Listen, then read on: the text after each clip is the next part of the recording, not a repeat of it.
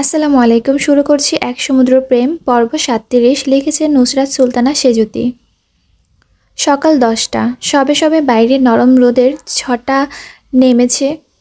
কুমড়ো ফালির মতো দৃশ্যয়ন। সূর্যটা শান্ত, সোনালি চকচকে। প্রাকৃতিক এই সময়টায় শিকদার বাড়ির খাবার টেবিলে সম্পূর্ণ নিস্তব্ধ, নীরব। এতগুলো মানুষ, অথচ একটু শব্দ নেই কারো।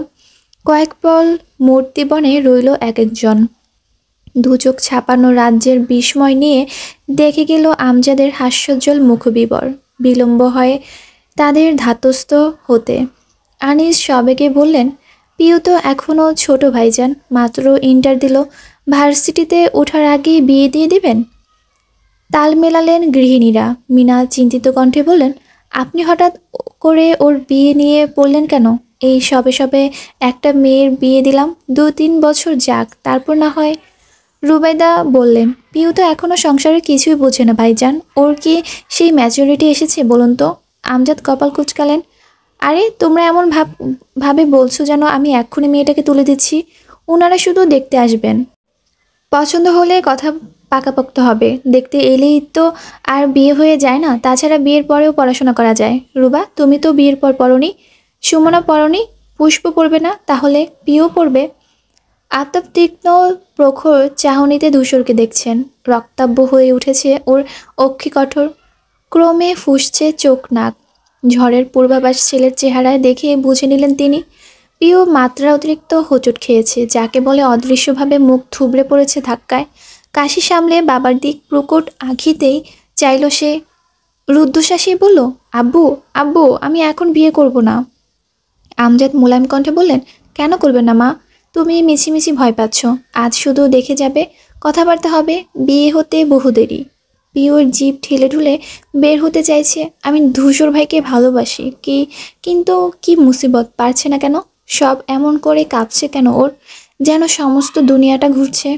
সে আপ্রাণ চেষ্টা চালালো নিজেকে একটু সাহসী করার, বিন্দুমাত্র পারল না।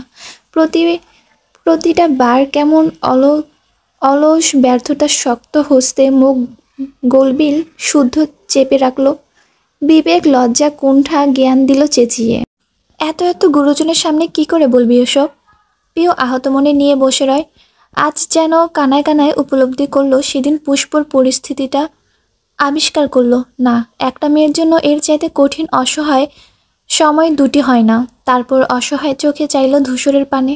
কেন চুপ করে আছেন তিনি? কিছুই কি বলবেন না? উত্তর হিসেবে শূন্য, রিক্ত হলো পিউ। স্টিলের মতন শক্ত হয়ে বসে থাকা ধূসর ভাইকে দেখে ব্যথায় টনটন করে উঠে বুক। নিহত মনে ভাবে, উনার হয়তো বলার কিছুই নেই। আনিস শুধালো, ছেলে কি করে ভাইজান? সিভিল ইঞ্জিনিয়ার, ঢাকায় দুটো বাড়ি আছে। আমার বন্ধু মুশফিক, উনার থেকেই খোঁজ পাওয়া। এত চমৎকার ব্যবহার, কথা বললে বুঝবে। আবার ছেলে দেখতেও বেশ ভালো। তাই ভাবলাম এমন দারুণ সম্বন্ধ হাতছাড়া করে কি লাভ। বলার সময় আমজাদের অভিব্যক্তি ছিল রমরমে, যেন ভীষণ খুশিতে আপ্লুত তিনি। তাই বলে এত ছোট মেয়ে ভাইজান? তিনি বললেন, তোমরা এমন করে কেন ভাবছো সুমনা? আমি তো আজই বিয়ে দিচ্ছি না। মিনা মুখ শুকনো করে বললেন, তবুও হঠাৎ করে এভাবে হয় নাকি? আর আপনি তো আমাকেও একবার কিছু জানালেন না। তোমাকে পাই কোথায়? সারাক্ষণ তো থাকো রান্নাঘরে। দুদণ্ড কথা বলার, আলোচনা করার সময় দাও। আর আমি ভেবেছিলাম কথাটা সবাইকে একসাথেই জানাবো, চমকে দেব তোমাদের। তাই সবার সামনে বলেছি। আমার ওনাদের সাথে কথা বলা শেষ। এখন পিওকে পছন্দ করলেই সব এগোবে। আফতাব দীর্ঘশ্বাস ফেললেন। এখানে ওনার বলার কিছুই নেই। বাকিরা পরান্ত নেত্রে একে অন্যকে দেখলেন। আমজাদ শিকদার কথা দিয়ে এসেছেন যখন বাকবিতণ্ডার কোনো ফাঁকফোকরই রইল না। আমজাদ পাথর বনে থাকা ধূসরকে বললেন, তাহলে বিকেলে চলে এসো ধূসর। তুমি বাড়ির বড় ছেলে, পিওর বড় ভাই, তোমার থাকা জরুরি। ভদ্রলোকের খাওয়ার শেষ ততক্ষণে। টিস্যুতে মুখ মুছতে মুছতে সিঁড়ির দিক পা বাড়ালো। তক্ষুনি শোনা গেল একটি তেজি দগদগে স্থূল সুর থেমে থেমে বলছে, কোনো পাত্রপক্ষ আসবে না। আমজাদ থেমে গেলেন, পিছন ফিরলেন সহসা। নিশ্চিত হতে শুধালেন, কি বললে? পুষ্প ভীত নজরে ইকবালের দিকে তাকায়। তার দৃষ্টিতেও শঙ্কা স্পষ্ট। পুষ্প চাপা কণ্ঠে বলল, এবার কি যে হবে? সে বিড়বিড় করল, কুরুক্ষেত্র বাঁধবে। ধূসর উঠে দাঁড়ায় চেয়ার ছেড়ে। এই বাড়িতে পিউকে দেখার জন্য কেউ আসবে না। যদি আসে সে চৌকাঠে পা রাখলেও শিকদার ধূসর মাহাতাব সেই পা ভেঙে ধরিয়ে দেবে হাতে। তার বরফ ছুরির মতো শীতল চাউনি, পাথরের মতো কঠোর চিবুক আর পর্বতের ন্যায় শটান দেহের সঙ্গে ভেঙে এলো নিখাত কণ্ঠ, যা একটু হলো থমকে রাখলো শিকদার বাড়ির সকলকে। একরাশ বেগতিক থমথমে হাওয়া এসে ছুটে গেল তাদের। সাদিব একবার পিউকে দেখছে, একবার ধূসরকে। আগত পরিস্থিতি অনুমান করে ঘাবড়ে আছে সে। আমজাদ আশ্চর্য বনে বললেন, মানে কি অভদ্র মতো কথাবার্তা এসব? আমার গেস্ট আসবে আর তাদের সঙ্গে তুমি এরকম আচরণ করবে? মানে এটা কি এসব? ধূসর স্পষ্ট বলল, আপনার গেস্ট একজন কেন, 100 জন আসুক, তাতে আমার যায় আসে না, কিন্তু ওই যে বললাম প্রিয় ঘটিত কেউ আসবে না, না মানে না। আমজাদ ফুঁসে উঠলেন অমনি। উঁচু হলো কণ্ঠ। চুপ করে বসে থাকা আফতাবকে বললেন, আফতাব, শুনেছ তোমার ছেলের কথা? দেখছো ও বেয়াদবি, আমার মুখের উপর কথা বলছে সে। আফতাব অথই জলে পড়ে হাঁপিয়ে যাওয়ার ন্যায় তাকালেন। নরম গলায় বোঝাতে গেলেন, ভাইজান, পিউ ছোট তাই হয়তো। ধূসর মাঝপথে কথা টেনে নিয়ে বলল, পিউ ছোট হলেও বিয়ে হবে না, বড় হলেও না, মোট কথা ওর বিয়ে অন্য কোথাও হবে না। আমজাদ হতবাক হয়ে বললেন, কেন হবে না, কিসের জন্য? আর হবে না হবে সেই সিদ্ধান্ত তুমি নেবে? আমি ওর বাবা, আমি যা বলবো তাই হবে। ধূসর মুখের উপর বলল, হবে না বড়াব্বু, এই একটা ব্যাপারে আপনার কোনো কিছুই শোনা হবে না। থামল সে। একবার পিওর কাট আতঙ্কিত রক্তিম ফর্সা চেহারায় দিক চাইল, ফের আমজাদ দিক চেয়ে প্রতাপ সমেত ঘোষণা করল, শুধু আপনি না, বাড়ির সবাইকে বলছি, পিওর বিয়ে আমার সাথে হবে। এই পৃথিবীতে ও যদি কারো বউ হয়, সেটা হবে শুধুমাত্র এই শিকদার ধূসর মাহাতাবের বউ। সবকিছু স্তব্ধ হয়ে পড়ল তৎক্ষণাৎ। পিওর মেরুদণ্ড সোজা হয়ে গেল নিমিষে। থমকে যাওয়ার তোপে শিরদার দ্বারা বেয়ে তরতর করে বেয়ে চলল হিমহিম প্রভা। হতচকিত হয়ে খাওয়া রেখে দাঁড়িয়ে পড়ল সকলে। আফতাব আতকে ওঠার মতন চাইলেন ছেলের দিক, পরপরই ভাইয়ের দিকে। আমজাদ বাকরহিত ভাষাহীন নির্বিকার দাঁড়িয়ে, দুটো বিকট অক্ষিপট অটল স্থির। মিনা রুবা দৃঢ়ীভূত নজরে একে অপরকে দেখল। শুধুমাত্র পুষ্প আর ইকবাল তথস্থ। আগত পরিস্থিতি ভেবেই মস্তিষ্কের দুপাশে শিরা দাপাচ্ছে ওদের। আমজাদ হতবিম্বল। কি বললে তুমি? ধূসরের লৌহস্থ সুর। যা বলেছি আপনি শুনেছেন, সবাই শুনেছে। পিওর ছোট্ট শরীর গুটিয়ে গিয়েছে, ত্রাসে ধরপড় করছে বক্ষপট, ঠক ঠক করে কাঁপছে হাত পা, টের পাচ্ছে পিঠ বেয়ে রেখার মতো নেমে যাওয়া ঘামের ধারা। আমজাদ এগিয়ে এলেন, রুষ্ট কণ্ঠে বললেন, তুমি কি পাগল হয়ে গিয়েছো? কি বলছো বুঝতে পারছো নিজে? পিউ তোমার বউ হবে? এমন আজগুবি স্বপ্ন কবে থেকে দেখা শুরু করেছো?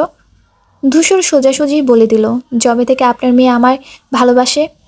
আমজাদ হতচেতন হয়ে পিউর দিক ফিরলেন। ঘটনার আগামাথা না জানা প্রত্যেকেই তাই। এতগুলো শশব্যস্ত বিদ্যুৎ বেগে চাউনি দেখে পিউর শরীর সমস্ত্রে অবশ হয়ে গেল। আমজাদ হাঁ করবেন এর আগেই ধূসর সদর্পে প্রশ্ন ছুড়ল, আমাকে ভালোবাসিস পিউ? পিউর বক্ষস্থল ধুক করে উঠে, নিচু হওয়া চক্ষুদয়ে কটর ভর্তি টলমল জল নিয়ে মুখ তুলল সে। চোখাচোখি হলো দুজনের, গভীর কমল বেকুল দুটো চোখ। হৃদয় ভেঙে আনলো সহসা। ভীষণ সাহসে নড়ে উঠল ছোট্ট খাট্ট দেহ। সবার সম্মুখে নিষ্প্রাষ্ঠ চেপে মাথা নামিয়ে উপর নিচ ঝাঁকালো পিউ। হ্যাঁ, বাসি তো, নিজের থেকেও বেশি ভালোবাসে। জবাব পেয়ে ধূসর চোখ বুঝে নেয়, প্রশস্ত বুক উঠানামা করে, যেন ধরে রাখা নিঃশ্বাসটুকু এতক্ষণে ছাড়ল। মিনা চমকে মুখ চেপে ধরলেন, অবাক লোচনে চাইলেন রুবাইদার দিকে। ভদ্রমহিলা ঢোক গিলছেন, বারবার দেখছেন নিঃসহায়ের মতো বসে থাকা স্বামীকে। আমজাদ তখনও স্তম্ভিত। হুঁশ ফিরল ধূসরের কণ্ঠে, পেয়েছে উত্তর। তিনি চোয়াল শক্ত করলেন অমনি, হনহন করে এগিয়ে এলেন মেয়ের দিক। ছ্যাদ করে উঠল পিউর বক্ষস্থল। গতবার বোনের হয়ে কথা বলায় এক প্রকাণ্ড চড় খেয়েছিল, এবার তো বাবা মেরেই ফেলবেন ওকে। সে পালানোর জন্য কোনো রকম দাঁড়াতেও পারল না। আমজাদ রেগে এসেই কোনোই চেপে ধরলেন ওর, ধমকে বললেন, এই বেয়াদব মেয়ে, কোন সাহসে এসব উচ্চারণ করো তুমি? ভদ্রতা সভ্যতা সব ওর সাথে মিশে খেয়ে ফেলেছ।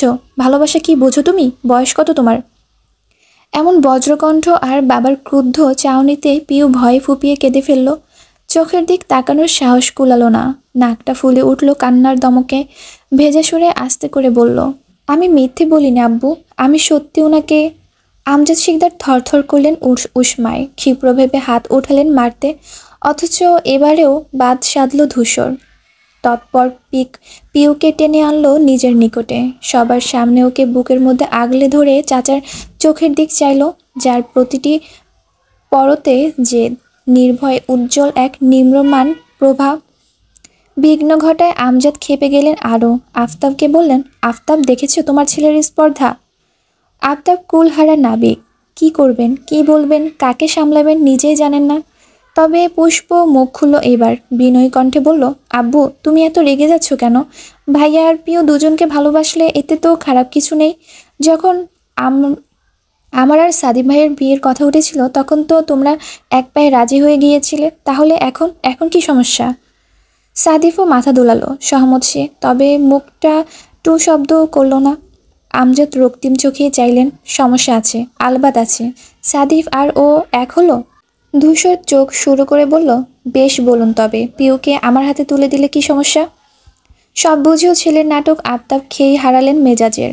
টেনে টেনে বললেন, সমস্যা হলো তুমি তো খুব ভালো ছেলে, তাই না? তোমার মতো শান্তশিষ্ট মানুষ কজন আছে এই তল্লাটে? ওই জন্যই তো ভাইজান মেয়ে দিতে এত ভাবছেন। বাবার খোঁজানো কথার জবাব এলো তৎক্ষণাৎ, আমি যাই হই, যেমনই হই, পিউ আমাকে এভাবেই চায়, আর আমি যেমন থেকে ওকে ভালো রাখবো। আমজাদ দুই ভ্রু উঁচিয়ে বলল, তাই? তা কিসের ভিত্তিতে বলেছ এই কথা? কোন যুক্তি বা দিচ্ছ? তোমার আরেকটা পেশা যে রাজনীতি, সেটা ভুলে গিয়েছ? যেখানে মারামারি কাটাকাটি হয়, জীবনে কোনো ঠিক ঠিকানা থাকে না, যে সেখানে কোনো আক্কেলে আমি আমার মেয়েকে তোমার হাতে তুলে দেব? জীবনে ঠিক আমাদের কারোর নেই, কোথাও নেই। মোল্ডে অফিসের এসি কেবিনে বসেও মরতে পারি। এই যুক্তি আপনাকেও পুষ্প আর ইকবালের সময় আমি দিয়েছি, তাই নতুন করে কিছু বলতে চাইছি না। আপনি আমার একটা কথা শুনে রাখুন বড় আব্বু। থামল সে, পিউর দিক তাকালো, ওর কাঁধে রাখা হাতটা আরেকটু সুদৃঢ় করে মিশিয়ে ধরল বক্ষে, প্রচণ্ড অধিকার বোধ মিশিয়ে দাপুটের কণ্ঠে বলল, পিউ আমারই থাকবে, আপনার কেন? আল্লাহ না চাইলে কারোর সাধ্য নেই ধূসরের থেকে তার ভালোবাসাকে কেড়ে নেওয়ার। ইকবাল হাততালি দিতে গিয়েও থেমে গেল, মাথা নাচিয়ে বিড়বিড় করলো, সাব্বাস বেটা। পিউ বিমূর নয়নে ধূসর দিক চায়। এই প্রথম ভালোবাসার শব্দটি ওই মুখে শুনল সে। এক মুহূর্তের জন্য মস্তিষ্ক থমকে দাঁড়ালো। প্রখর প্রখর অনুভূতি কামড়ে ধরল তনুমন। কালো বর্তমান রুদ্ধ করে স্তব্ধ আকাশে ঝিলিক দিয়ে উঠল এক নির্মল বিশুদ্ধ দ্যুতি। হৃদয়পটে আনাচে কানাচে দোল খেলো করকরে সজীব বসন্তের দোলনাটা। সব ভুলে চোখ জোড়ালো আলো নিয়ে মানুষটার নীরের চিবুক দেখে গেল সে। সাদি বিস্ময়ে ভীত, পলকও পড়ছে না। ধূসরের এই আমূল সাহসিকতার ভারে তার মেরুদণ্ডহীন সত্তাটা কেমন নড়ে চড়ে বসলো। নত মাথাটা তুলতে চাইল গতিতে, সবটা যেন চোখে আঙ্গুল দিয়ে দেখালো। ভালোবাসলে নিজের মানুষকে এইভাবে আঁকড়ে রাখতে হয় সাদিফ, জাহির করে বলার ক্ষমতা থাকতে হয়। তুই তো সেটা পারিসনি, তাহলে কোন আশায়, কিসের আশায় কাউকে ভালোবেসে নিজের করার স্বপ্ন দেখেছিলি? সাদিফ মেঝের দিকে চেয়ে হাসলো, ভীষণ সামান্য শুকনো হাসি, দুপাশে মাথা নাড়ল। তারপর, না, আজ সে শতভাগ নিশ্চিত পিউ একদম সঠিক মানুষকে বেছে নিয়েছে ওর জীবনে। ভালোবাসা টিকিয়ে রাখার এতটা আধিপত্য ওর কোশমিন কালেও কি হতো? তবে আজ সে শিখলো, হ্যাঁ, ধূসরের থেকে শিখলো, ভালোবাসলে বুকে সাহস রাখার নমুনা সচক্ষে দেখল। কৃতজ্ঞ রইল সে, খুব কৃতজ্ঞ। আমজাদ কিছুক্ষণ বিহ্বল হয়ে দেখে গেলেন ওদের। আনিস খুসখুস করছেন, চেয়েও পারছেন না ভাইয়ের মুখের উপর জবাব দিতে।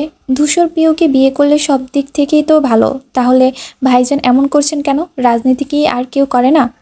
মিনা হাঁসফাঁস করছেন, অথচ একটুখানি সুযোগ মিলছে না কিছু বলার। স্বামী নামক এই লোকটাকে মাঝে মধ্যে তিনি বুঝে উঠতে পারেননি, এই যে আজকেও পারছেন না। সেদিন সম্মেলন থেকে বাড়ি ফিরে কত প্রশংসা করলেন রাজনীতির। ধূসরের প্রশংসা তো আড়ালে প্রতিপ্রহর করে, তাহলে সে ছেলের হাতে মেয়েকে দিলে সমস্যাটা কোথায়? ওর মতো এতটা আগলে কে রাখবে তার এই বাদর মেয়েকে? দুটোকে পাশাপাশি কি সুন্দর লাগছে না? মিনার চোখে মুদে আসে মুগ্ধতায়, পরপর হতাশ শ্বাস ফেললেন। আমজাদকে কিভাবে বোঝাবেন এখন? বুঝালেও শুনবেন না। ওনার মতে সে একাই বুদ্ধিমান এই দেশে। ইকবাল একটু নড়ে চড়ে দাঁড়ালো, মিনমিন করে বলল, এই আঙ্কেল, বলছিলাম যে আমি একটা কথা বলবো। আমজাদ চুপ, না অনুমতি দিলেন না নিষেধ করলেন। ইকবাল নিজেই বলল, পিওকে ধূসরের সাথে বিয়ে দিলে লাভ ছাড়া কিন্তু লস আমি দেখছি না। না মানে, পুষ্পকে নিয়ে যাওয়ার সময় আপনারা তো এত কাজ ছিলেন, আন্টি জ্ঞান হারালেন, আপনি ভেঙে পড়লেন। পিও ধূসরের বিয়েতে কিন্তু এরকম কিছু হওয়ার কোনো চান্স নেই, কারণ পিউ তো এই বাসাতেই থাকবে, এমনকি আপনারা নাতি নাতনি নিয়ে একসাথে থাকতে পারবেন। বেয়াই বাড়ির মিষ্টি নিয়ে যাওয়ার ভেজাল নেই, টাকাও বেঁচে যাবে, বরযাত্রী থাকবে না, গাদা গাদা লোকদের খাওয়াতেও হবে না, এক্সট্রা অতিথিও কোনো প্যারাই নেই। সব দিক থেকেই কিন্তু বিষয়টা ভালো হচ্ছে। কি বলো মাই লাভ? পুষ্প? পুষ্প মাথা ঝাঁকিয়ে বলল, হ্যাঁ তাই তো। রুবেদা গুটি গুটি পায়ে এসে আফতাবের পাশে দাঁড়ালেন। সবার কান এড়িয়ে ফিসফিস করে বললেন, তুমি চুপ করে আছো কেন? তিনি স্ত্রীর দিক চাইলেন, ভ্রু কুঁচকে বললেন, তো কি করতে বলছো? কি করবে মানে? ধূসরের কথা শুনছো না? ও যখন ঠিক করেছে পিউকে বিয়ে করবে তখন করবে, তুমি একটু ভাইজানকে বোঝাও না। মাথা গেছে তোমার? আমি পারবো না। তাহলে আমি বলি? আফতাব চোখ রাঙালেন, না, চুপাচুপ দাঁড়িয়ে থাকো। আমজাদ মোটা কণ্ঠে শুধালেন, এইটাই তোমার শেষ কথা? বিলম্বহীন জবাব, হ্যাঁ। যদি আমি না মানি? কি করবে? পালিয়ে বিয়ে করবে? ওই পুষ্পের বিয়ের সময় আমাকে হুমকি দিয়েছিলে না, কাজী অফিসে নিয়ে বিয়ে দেওয়ার, সেটাই প্রয়োগ করবে এখন, এই তো? ধূসর এক পেশে হাসল, ঠান্ডা গলায় বলল, না, শিকদার ধূসর মাহাতাব কাপুরুষ নয়, বিয়ে করলে লুকিয়ে নয়, সবার সামনেই করবে। আমজাদ তাজ্জব বনে বললেন, তোমাদের সম্পর্ক নিয়ে আমার অমত আছে জেনেও? ধূসর সাফ সাফ জবাব দেয়, হ্যাঁ, যদি পিও আমায় না চাইতো আমি কোনো দিন টু শব্দ করতাম না, কিন্তু যেখানে ও আমায় চায় আর আমি ওকে, সেখানে আমি তো নড়ব না বড় আব্বু। আমার সিদ্ধান্তের নড়চড় এমনিতে হয় না। যেখানে বন্ধু আর বোনের ব্যাপারে আমি এগ্রেসিভ, সেখানে নিজের ভালোবাসা পেতে কতদূর যেতে পারি আপনার ধারণাও নেই। আমজাদ হাসলেন, বিদ্রূপের বক্র হাসি, বললেন, পিওর ব্রেন যে তুমি কতটা সুন্দরভাবে ওয়াশ করেছো আমি বুঝতে পারছি। ব্যাস, তোমরা যখন এতটা ভেবে ফেলেছো নিজেদের নিয়ে, তাহলে আমিও আমার শেষ সিদ্ধান্ত জানিয়ে দিই। সবার হৃদস্পন্দন দূর দূর কম্পনে থিতিয়ে এলো। পিওর শীর্ণ বুক কাঁপছে, দুশ্চিন্তায় মাথা চুবিয়ে ভাবছে, আব্বু আবার ত্যায্য করে দেবে না তো আমাকে? আফতাব ভীরু কণ্ঠে শুধালেন, কি সিদ্ধান্ত ভাইজান? আমজাদ কঠিন কণ্ঠে বললেন, যেভাবে এই পরিবার এত বছর ধরে আমি সযত্নে জুড়ে রেখেছিলাম, আজ সময় এসেছে সেটা ভাঙ্গার। সকলের চেহারা ফ্যাকাশে হয়ে গেল, আতকে উঠল একরকম। ধূসর স্তব্ধ হয়ে বলল, আমাদের জন্য পরিবার কেন ভাঙবে? আমজাদ হাত উঁচিয়ে বললেন, তোমার সাথে কথা বলছি না আমি। পরপর সোজা আফতাবের দিক চাইলেন তিনি, বললেন, তাহলে কথাটা সবার সামনেই বলছি আফতাব। এরপর কণ্ঠ খানিক উঁচু করে বললেন, তোমাকে বেআই বানাতে আমার কোনো অসুবিধে নেই। আফতাব হেসে ফেললেন, বাচ্চাদের মতো ফিক ফিক ঝরঝরে হাসিটা দাঁতের ফাঁক গলে উকি দিল। তাল মেলালেন আমজাদ, সময়ে সময় হুহা করে হাসিতে মেতে উঠলেন দুই ভাই, অথচ ভেবাচাকা খেয়ে গেল বাকিরা। ধূসরের কপালে ভাঁজ পড়ল, ঘটনা মাথার উপর দিয়ে যাচ্ছে সবার, এক একজন শুধু বিভ্রান্ত নজরে অপরজনকে দেখছে। হাসতে হাসতে আমজাদ আফতাব দুজনের দিক এগিয়ে গেলেন, কোলাকুলিও চট করে সেরে ফেললেন। আফতাব হষ্টচিত্রে বললেন, কি ভাইজান, বলেছিলাম না? বললেই মানব কেন? প্রমাণ নেব না? সকলে তখনও বোকার মতো মুখ দেখাদেখি করছে। দুজনের হঠাৎ, বিশেষ করে আমজাদ শিকদারের আকস্মিক এই আমূল পরিবর্তন সবটা গুলিয়ে দিচ্ছে তাদের। মিনা বেগম কিচ্ছু বুঝতে না পেরে টুপটাপ পাতা ফেলছেন চোখের। সুমনা জিজ্ঞেস করে বসলেন, ভাইজান, মানে কি এসবের? আমাদের একটু বোঝাবেন? শেষ গুটি চেক মেট দিতেই আমজাদ সূচক শব্দ করে বললেন, এই যা, জিতে গেলি। আফতাব ঠোঁট উল্টে বললেন, আপনি ইচ্ছে করে হেরেছেন ভাইজান। আমজাদ হেসে বললেন, সমাপ্তি খেলার কোর্ট গোছাতে গোছাতে বললেন, এমন কেন মনে হলো তোমার? আমি জানি না, কিন্তু এই দান আপনার জেতার কথা। চিন্তার বিষয় এই যে আমি হারলাম আর তুমি জিতলে, এর একটা কারণ আছে জানো? আফতাবের এত ভনিতা একটুও ভালো লাগছে না এখন। মাথার মধ্যে চিন্তা উত্তেজনা দপদপ করলো, ভালো লাগে কারো? সে নরম তবে অধৈর্য কণ্ঠে বলল, ভাইজান, আমি একটা জরুরি কথা বলতে এলাম, আর আপনি সেই তখন থেকে। আমজাদ এবারও হাসলেন, মাথা দুলিয়ে বললেন, জানি তো কি বলবে। আফতাব দীর্ঘ নিঃশ্বাস নিলেন। তার ভাইজানের ধারণাও নেই সে কি বলতে চাইছে। তাহলে এমন হাসতে পারতো না নিশ্চয়। আন্দাজে কি ঢিল মারছে, কোথায় মারছে কে জানে। আমজাদ হঠাৎ হাসি থামালেন, গুরুতর মুখভঙ্গিতে চাইলেন ভাইয়ের দিকে। তার নিরাশ মলিন চেহারার দিকে ভ্রু কুটিয়ে শুধালেন, বেয়াই হওয়ার প্রস্তাব নিয়ে এসেছো তাই তো? বৈদ্যুতিক শক লাগলো, যেমন ঝটকা খায় মানুষ, ঠিক তেমন ঝাঁকুনি দিয়ে তাকালেন আফতাব। তার গোল গোল চোখ আরও গোলাকার হয়ে আসে, ঠোঁট দুটো ভাগ হয়ে চলে যায় সমুদ্রের এপার ওপার। শ্বাসরুদ্ধ কণ্ঠে বললেন, আপনি কি করে জানলেন? সেসব পরের কথা, কিন্তু আমি যদি বলি আফতাব পুরোটা শোনার ধৈর্য পেলেন না। ভীত বুক আরও শঙ্কিত হলো ভাইয়ের, কিন্তু শুনেই ধরফর করে ওনার হাঁটু আঁকড়ে বললেন, ভাইজান ভাইজান দোহাই আপনার, অমত করবেন না। আমার ছেলের মেজাজ বেশি, মাথাটা গরম, কিন্তু ওর মনটা ভালো। যাকে ভালোবাসে ভেতর থেকে বাসে। পিউকে ওর খারাপ লাগবে না। আপনি আপনি না বললে আমি মরে যাব ভাইজান। আমার ছেলের খুশি শেষ হয়ে যাবে ভাইজান।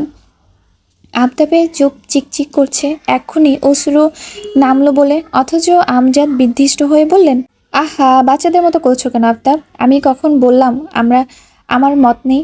আফতাব আশাহত ভঙ্গিতে মাথা নোয়াতে গিয়েও রকেট বেগে চাইলেন, কণ্ঠে অবিশ্বাস্য এনে বললেন, আপনার মত আছে? হ্যাঁ আছে তো। আফতাব কিছু সময় চেয়ে রইলেন ভাইয়ের দিক, এখনো বিশ্বাস করতে পারছেন না। হাতটা বাড়িয়ে দিয়ে বললেন, আমায় একটা চিমটি কাটবেন ভাইজান? কেন? স্বপ্ন দেখছি না কি সত্যি নিশ্চিত হতাম। আমজাদ হাসলেন, ভাইয়ের মাথায় চাটি বসিয়ে বললেন, তুমি আর বড় হলে না।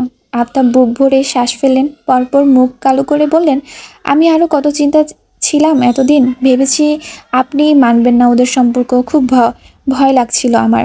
আজ কত দোটানা ঝেড়ে ঝুড়ে সাহস করে এসেছি, আপনি জানেন না। আসতে তো হতোই, তুমি ছেলেপক্ষ, প্রস্তাব তো আগে তুমিই দেবে। সত্যি বলতে আমি আগে হলে 10 বার ভাবতাম, কিন্তু ইদানিং এক অন্যরকম পৃথিবী আমার সামনে এসেছে জানো। সেদিন সম্মেলনে গিয়ে বুঝেছি রাজনীতি দিয়েও মানুষের ভালো করা যায়, উপকার করা যায়। সব কাজে দরকার নিষ্ঠা, সততা, যা আমাদের ধূসরের আছে। আফতাব আফতাব মাথা দোলালেন, তার চোখ চঞ্চু ভরা হাসির স্রোত। আমজাদ বললেন, এত সহজে মেয়ে দিচ্ছি বলে ভেবো না এমনি এমনি দেব। তোমার ছেলের নাকানি চুবানি খাওয়ানোর একটা সুযোগ পেয়েছি, আগে খাওয়াবো তারপর। আফতাব সতর্ক চোখে চাইলেন, কি করবেন ভাইজান? আমজাদ রহস্য হাসলেন, হাসিতে ঝরে পড়ল উত্তর। সবাই হাঁ করে তাদের দিক তাকিয়ে, ঘটনা শুনে মাথা ঘুরছে ওদের। দুই ভাইয়ের এই আঙ্গুলে তুলে সবাইকে নাচানোর দক্ষতার প্রত্যেকে বিমূর্ত। ধূসর রীতিমতো বিস্ময় হাবুডুবু খেয়ে বলল, এর মানে আপনি জানতেন আমাদের কথা? আমজাদ ফিরলেন ওর দিকে, অবশ্যই। আমার নাকের ডগা দিয়ে আমার মেয়েকে বিয়ে করার কথা ভাবছো, আমি জানবো না? পুষ্প শুধালো, তার মানে পাত্রপক্ষ টক্ষ সব বানানো? হ্যাঁ। ধূসরের চোখ তখনও ছোট ছোট হয়ে আছে। আমজাদ এগিয়ে এলেন, পিউ ততক্ষণে সরে দাঁড়িয়েছে ওর থেকে। তিনি কাঁধে হাত রাখলেন ধূসরের, স্মিত হেসে বললেন, দেখতে চাইছিলাম আমার মেয়ের জন্য কতটা কি লড়তে পারো। আমি সবসময় চেয়েছি আমার মেয়েদের জীবনে এমন কেউ আসুক যে পৃথিবীর বিপরীত গিয়ে হলেও ওর হাত ছাড়বে না, যার কাছে আমার মেয়ে আমার পর সবচাইতে নিরাপদ অনুভব করবে। আর খোদার আশেষ রহমত, আমি তা পেয়েছি। আজ বলতে কোনো দ্বিধা নেই, আমার দুই মেয়ে জহরত বেছে নিয়েছে। হয়তো আমি নিজেও এত নিখাত হিরে ওদের জন্য আনতে পারতাম না। ইকবাল চোখ কপালে তুলে ভাবল, হিটলার শ্বশুর আমার প্রশংসা করলো, মাই গড। আমজাদ বললেন, তুমি রাজনীতি করো আমি শুরু থেকে চাইনি, বকেছি মেরেওছি, চারপাশে অবস্থা দেখেছি তোমার ভালোর জন্য, চাইনি সেসব। কিন্তু একটা জিনিস বুঝলাম এখন, সৎ থাকলে যে কোনো পেশা সুন্দর ধূসর, যেটা তুমি আমাকে বুঝিয়েছো। তাই অনুরোধ করব, সারা জীবন এরকম থেকো। কোনো কুৎসিত নোংরা কাদাপানি ছিটকে দিও না নিজের শরীরে। মিনা বেগম নাক ফুলিয়ে বললেন, আপনি আপনি তার মানে এতক্ষণ নাটক করছিলেন আমাদের সাথে, মজা দেখিয়েছিলেন আমরা আমরা কে কী করি সে নিয়ে? আমজাদ নির্দ্বিধায় স্বীকারোক্তি দিলেন, তোমরা যে এমন করবে আমার জানা ছিল। আমি শুধু দেখতে চাইছিলাম ধূসর কী করে। আফতাব বলছিল যে ছেলে মানবে না, শুনবে না, আমি তাও একটু যাচাই করলাম আর কি। তারপর মন খারাপ করে বললেন, কিন্তু আজও তোমাকে নাকানি চুবানিয়ে খাওয়ানোর ইচ্ছেটা আমার পূরণ হলো না ধূসর। তা তোমার বাপ যে ভীতু, তুমি এত সাহস কোথায় পেলে বলো তো? আফতাব মুখ গোমরা করে বলেন, ভাইজান। ধূসর হেসে ফেলল এবার। শুভ্র দাঁত কপাটে মিলে এক স্বচ্ছ পবিত্র হাসি ঠোঁট গহম্বের মাছ থেকে উঠে এলো আজ। প্রবল বেগে আমজাদকে জড়িয়ে ধরল দু হাতে। ভদ্রলোক খানিক চমকালেন, মুচকি হাসলেন পরপর। ধূসরের এতক্ষণে শক্তপোক্ত ভারী সুর বিনস্র হলো। বলল, আমি আপনার সাথে অনেক বেয়াদবি করেছি বড়াব্বু, তার জন্য ক্ষমা করবেন। কিন্তু সেসব আমজাদ পিঠে হাত বোলাতে বোলাতে বললেন, ব্যাস ব্যাস, বলতে হবে না সেসব। কারো না কারো ভালোর জন্য। আমি জানি, বুঝি, ভরসা করি তোমায়। প্রিয় চোখ মুছল ব্যস্ত হাতে। এতক্ষণ এইসব মজা ছিল, শুনতেই সব চিন্তা শেষ। ভয়ে সিটিয়ে থাকা মেয়ে এখন কপল পূর্ণ হাসিতে। পুষ্প হেসে চঞ্চল পায়ে এসে আগলে দাঁড়ালো ওকে। ধূসর সরে এলো। হঠাৎই এক অনুচিন্তিত ঝাঁপিয়ে উঠল শানিত মস্তিষ্কের আশেপাশে। তক্ষুনি হাসিটা মুছে গেল। আগের মতো গুছিয়ে এলো ললাট। পেছনে পুষ্পর হস্তযুগলের মধ্যিখানে দাঁড়ানো উজ্জ্বল মুখশ্রীর পিওকে দেখল একবার, তারপর বাবাকে। ফের আমজাদের দিক চেয়ে ঝট করে বলল, আমি 1 সপ্তাহের মধ্যে পিওকে বিয়ে করতে চাই। আরেকবার এক ক্ষুদ্র বাজ পড়ার শব্দ হয়। বসার ঘরে সদ্য ফোটা আলোর লোহরিটুকু কমে যায়। বিস্ময়ের তোপে তাজ্জব বনে তাকায় সবাই। তালিকা থেকে পুষ্প আর ইকবালও বাদ পড়েনি। এমনকি পিউ নিজেও হাসি থামিয়ে তো স্তম্ভিতর মতন চেয়ে রইল। আমজাদ বুঝতে না পেরে বললেন, এত তাড়াতাড়ি কেন? আমি তো মেনে নিলাম তাহলে। ধূসর মুখের উপর বলল, তাহলে আমি আপনাদের বিশ্বাস করি না। আমজাদ তবদা খেলেন। আফতাব বললেন, বিশ্বাস করো না মানে কি? ধূসর ছটপটে কণ্ঠে বলল, মানে আপনারা 2 ভাই, আপনাদের উপর আমার ভরসা নেই। যে কোনো সময় এইভাবে মত পাল্টে ফেলতে পারেন। দেখা গেল হঠাৎ বলে বসলেন পিউকে আমায় দেবে না, বা কোনো কিছুর জেরে বদলে নিলেন সিদ্ধান্ত। তখন আমি রিস্ক নেব না বাবা। তাই এই সপ্তাহের মধ্যে পিউকে বিয়ে করতে চাই। আমজাদ আফতাব মার্বেলের চোখে একে অন্যের দিকে দেখলেন। তাদের মুখের উপর বলছে তাদের ভরসা করে না। মিনা মক্ষম সুযোগ লুফে নিলেন। সুর মিলিয়ে বললেন, হ্যাঁ ঠিক বলেছিস। যেভাবে আমাদের সবাইকে এতক্ষণ চিন্তায় মেরেছিল, এই 2 ভাইকে আর এক ফোঁটাও বিশ্বাস করা যায় না। আফতাব বললেন, ভাবি, আমরা তো মজা করছিলাম। ক্ষমা দাও ভাই, এই মজা আর বেশিক্ষণ চললে কারোর না কারো হার্ট অ্যাটাক হতো। আমার হতো সবার আগে। আমজাদ বললেন, তাই বলে 1 সপ্তাহের মধ্যে বিয়ে? এই তো সবে পুষ্পর বিয়ে হলো, আর পিউ তো ছোট। তোমরাই না বলেছিলে এতক্ষণ। পিউ ছোট বড় যাই হোক, বউ তো আমার হবে। আগে হলে সমস্যা কোথায়? লজ্জায় চিবুক গলায় গিয়ে ঠেকেছে পিউ। এই যে বারবার সবার সামনে জোর গলায় বউ বউ করছে, কোণঠায় কান দিয়ে ধোঁয়া ছুটছে তার, অথচ সে মানুষের লজ্জায় আছে। কি নির্লজ্জ! আফতাব বললেন, কিন্তু এত দ্রুত এত আয়োজন কিভাবে সম্ভব? আর 3 দিন আগে একটা বিয়ে শেষ হলো, এখন আবার বিয়ে। লোকে কি বলবে? এখানে লোকের কথা আসছে কেন? আমাদের ব্যাপার, আমরা বুঝে নেব। আর এত আয়োজন করতে কে বলেছে? শুধু কাবিন হলেই তো হচ্ছে। জবা বললেন, ভাইজান, না মানে বলেছিলাম, মেয়ে উঠিয়ে দেওয়ার তো কোনো ব্যাপার নেই এখানে। সব যখন ঠিকঠাক, বিষয়টা কিন্তু মন্দ হয় না। সুমনা বললেন, আমারও তো তাই মনে হয়। আমজাদ অবাক হয়ে বললেন, মানে তোমরা সবাই রাজি? ধূসর সোজা পিওর দিক চাইল। এতেই ধরাস করে উঠল ওর ক্ষুদ্র বুক। এই লোক এমনভাবে তাকায়, প্রাণ গলার কাছে এসে ঝুলে থাকে। সে শুধালো, তোর কোনো আপত্তি আছে? ইকবাল বিড়বিড় করে বলল, বিয়ের জন্য মত নিচ্ছে না ধমকাচ্ছে। গলার সুর একটু নরম করবে তা না, কিছু শিখলো না আমার থেকে। পিউ আইঢাই করলো, জিভে ঠোঁট ভেজালো অস্বস্তিতে। এত গুরুজনের সামনে সে ছোট মানুষ, কি বলবে? হ্যাঁ আমি রাজি, বিয়ে করবছি। লজ্জা শরমের একটা বিষয় আছে না? না না, কি সে কি ধূসর ভাইয়ের মতো অত বেহায়া? কিন্তু বিয়ের জন্য যে এখনই মনের ভেতর সাজান গান বাজছে। গলা ফাটিয়ে বলতে ইচ্ছে করছে, আমি বিয়ে করব। পারলে এখনই ধূসর ভাইয়ের সাথে আমার বিয়ে পড়িয়ে দাও। কিন্তু মন চাইলেই কি সব সম্ভব? পিউ নিরুপায় হয়ে পায়ের পাতায় উপর চোখ নামিয়ে নিল। ইকবাল লাফিয়ে উঠে বলল, এই তো পিউ হ্যাঁ বলেছে। নীরবতা সমুদ্র লক্ষণ না। পিউ পিউ চুপ, মানে ও রাজি। আমজাদ এবার সত্যি সত্যি রেগে গেলেন। লম্বা পায়ে গিয়ে ধপ করে বসে পড়লেন সোফায়। গজগজ করে বললেন, যা তা একটা সিদ্ধান্ত নেবে আর সবাই মিলে লাফাবে? এর পেছনে 1 সপ্তাহের মধ্যে বিয়ে করে হয় কারো? পুষ্প বলল, এইবার হবে আব্বু। আমরা ভাইয়ের ইউনিক না, আর তার বিয়েতে সব ইউনিক হবে। তুমি তো এত ভেবো না তো। শুধু খুব কাছের লোকদের দাওয়াত দিয়ে এসো, বাকি সব আমরা সামলে নেব। জবা বললেন, তুই কি করে সামলাবি? তুই না অসুস্থ? বোনের বিয়ের খুশিতে এখন সুস্থ, আনন্দ ডাবল। জবার তৎক্ষণাৎ মনে পড়ল ধূসর সের কথা। ছেলে মেয়ের বিয়ে এভরিথিং শুড বি ডাবল। মাথা নেড়ে ভাবল, এই জন্যই ছেলেটা এসব বলছিল। ওরে পেঁচানো কথা রে বাবা, ক্লু তো ঠিকই দিয়েছে, আমরাই না বুঝিনি। আফতাব বলার মতো কিছু পেলেন না। বিফল ভঙ্গিতে এসে ভাইয়ের পাশে বসে গেলেন তিনিও। মিনা প্রফুল্ল সুরে বললেন, তাহলে একটা ভালো দিন ঠিক করি এই সপ্তাহে। ও মেজো, তুইও তো কিছু বললি না, আমার মেয়েকে ছেলের বউ বানাতে আপত্তি টাপত্তি নাই তো? ভদ্রমহিলা বিস্ময়কর চাউনিতে তাকালেন, অভিমানী কণ্ঠে বললেন, এ কি কথা আপা, এটা তুমি আমায় জিজ্ঞেস করতে পারলে? এই চিনলে এতদিনে?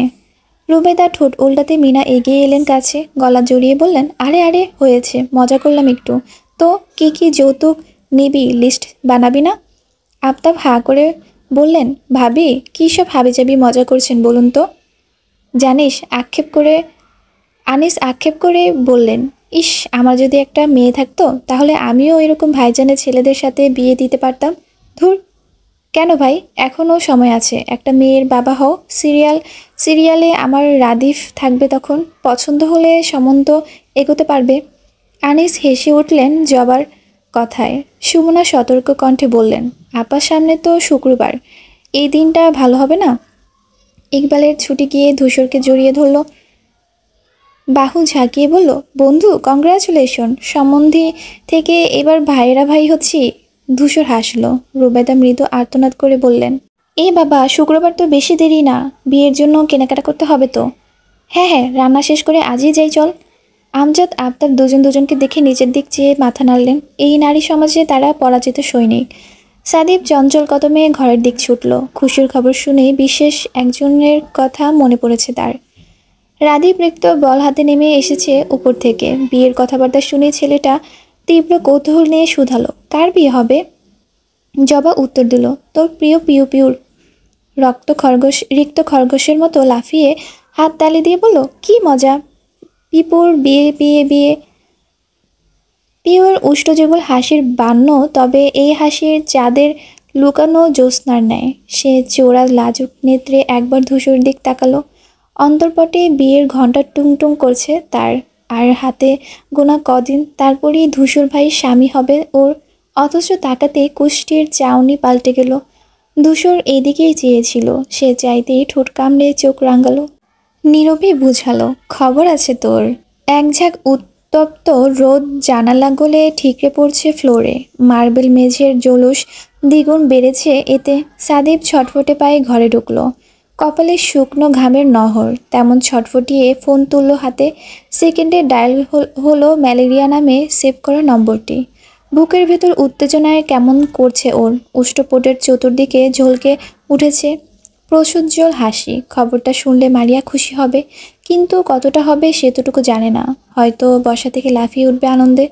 সাদীপ একা একা হাসলো। এই মুহূর্তে মারিয়ার উচ্ছল দীপ্ত মুখখানি ভেবে সেই হাসি দ্বিগুণ হলো। কানে গোজা ফোন তখন রিং হচ্ছে সমানে, কিন্তু অনেকক্ষণ হলো ধরল না মারিয়া। সাদীপ আবার ডায়াল করলো। গুনে গুনে 3বার কল দিল সে, না, ধরছে না তো। কখনো তো এমন হয়নি। আজ অবধি মারিয়াকে তার একেবারে বেশি কল দিতে হয়েছে কিনা সে সন্দেহ। মেয়েটা তো খুব দ্রুত রিসিভ করে সব সময়। আজ কি হলো? এবার হাসি কমে চিন্তা বিঁধল মনে। নেতিবাচক ভাবনা নাড়া দিল মস্তিষ্কে। ফোন হাতে নিয়ে দাঁড়িয়ে থাকার মাঝেই হঠাৎ স্ক্রিন জ্বলে উঠল। মারিয়া কল ব্যাক করেছে। এতক্ষণ অনুচিন্তিত ছেয়ে যাওয়া মুখমণ্ডল ঝিলিক দিয়ে উঠল মুহূর্তে। ধরফর করে রিসিভ করলো সাদিফ। তেমন ব্যস্তভাবেই বলল, কি ব্যাপার, ফোন ধরছিলে না কেন? ভেসে এলো ঘুমো ঘুমো সুর। ঘুমাচ্ছিলাম। সাদিফের কপালের রেখা মুছে গেল অমনি। একবার পূর্ণ দৃষ্টিতে স্ক্রিনে দেখে নিল। প্রশ্ন জাগলো মনে, সব মেয়েদের তন্দ্রাচ্ছন আওয়াজ কি এত সুন্দর হয়, নাকি মারিয়াটাই সুন্দর? পিউয়ের নিদ্রিত কণ্ঠটাও এমন ভালো লাগতো ওর। তাহলে কি ধরে নেবে মেয়েদের কণ্ঠ মানে শ্রুতিমধুর? পর মুহূর্তে আপত্তি জানালো সে। ভাবলো, কই, কখনো পুষ্পর গলার সুর এত ভালো লাগেনি। তাহলে তার ধ্যান ভাঙ্গে মারিয়ার জিজ্ঞাসায়। হালকা সেই সুর, হঠাৎ সকাল সকাল স্মরণ। সাদীপ হাসলো, বলল, বলছি, আগে শুনি এত বেলা করে ঘুমানোর কারণ কি? ছুটি উসুল করছেন?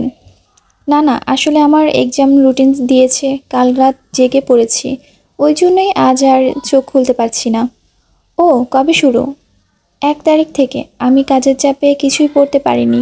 হাতে সময় এত কম, কি যে করব। এত প্রেশার নেবেন না, যা হয় হবে। বেশি চিন্তা করলে কিন্তু চোখের নিচে কালি পড়ে যাবে। মারিয়া শুয়ে থেকে ভ্রু গোটালো। আমাকে নিয়ে দেখছি আপনার অনেক চিন্তা। সাদিব বিন্দু মাত্র অপ্রস্তুত হলো না, উল্টে সোজাসুজি জবাব দিল, কাছের মানুষকে নিয়ে চিন্তা হওয়া স্বাভাবিক না। মারিয়া থমকায়, জানে সাদিব কথাটা এমনি বলেছে, যেমনটা সবসময় বলে সে, কিন্তু এইটুকু কথায় যে তার কাছে বিরাট কিছু। এই যে বক্ষে ওঠা তোলপাড়, এর ভার কে নেবে? উনি তো জানবেও না ফোনের এপাশে থাকা মেয়েটি প্রতিটা মুহূর্তে বিভোর, যার চেতনায় তার সামান্য একটু ইঙ্গিত মস্তিষ্কের নিউরন কাঁপাতে সক্ষম। ওসব ছাড়ুন, যে জন্য ফোন করেছিলাম সেটা শুনবেন না? মারিয়া ধাতস্থ হয়ে মিহি কণ্ঠে বলল, হ্যাঁ বলুন। সাদিব জানালো, আগামী শুক্রবার ধূসর ভাই আর পিওর বিয়ে। আজকে ঠিকঠাক হলো সব। উদ্ভাসিত তার কণ্ঠস্বর, আনন্দ ছটা চুয়ে পড়ল প্রতিটি বাক্য, অথচ চেহারার পড়তে পড়তে অমাবস্যা ঘনালো মারিয়ার। শত শত মাইল দূরে থেকে যেন পেয়ে গেল সাদিফের মন খারাপের খোঁজ। পিওর বিয়ে ঠিক হওয়া সমস্ত দুনিয়ার নিকট আনন্দ সংবাদ হলেও এই মানুষটির কাছে তা বিরহ।